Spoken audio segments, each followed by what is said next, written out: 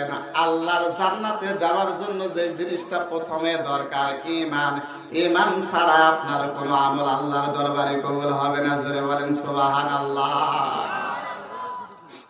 এলাকায় আপনাদের বিল আছে না? এটা বিল না, বিল তো নাকি? বিলে মাছ মারেন আপনারা? মারেন? বিলে যারা মাছ মারে তাদেরকে কি বলা হয়? জেলে। আমাদের নওগাঁর ভাষা কি বলি? জেলে। কমপক্ষে গ্রাম্য ভাষায় বললে বলি ধাওয়া। কি বলি? তো বিলে যখন মাছ মারতে যান, সাথে একটা জাল নেন, সাথে আর একটা বাটি নেন, অথবা খলই তো ছিলেন নাকি? আমরা খলই বলি, আপনারা কি কন? আচ্ছা, যেটা আমি বুঝতে পারবো না সেটা আমাকে বুঝিয়ে দেবেন। হ্যাঁ, তো খলই সাথে করে নিয়ে গেছেন বিলের মধ্যে।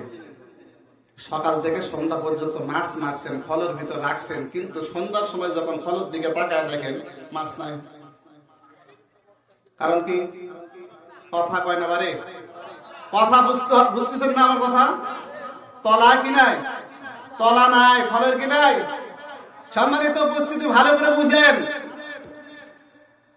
ফলের তলা যেমন না থাকলে সারাদিন আপনি যদি ফলের ভিতর মাছ রাখেন, যেমন ফলের ভিতর মাছ থাকবে না, তেমনি আপনার যদি ঈমান না থাকে, আপনার কোনো আমল দিয়ে কাজে আসবে না। কথা বলেন ঠিক কিনা?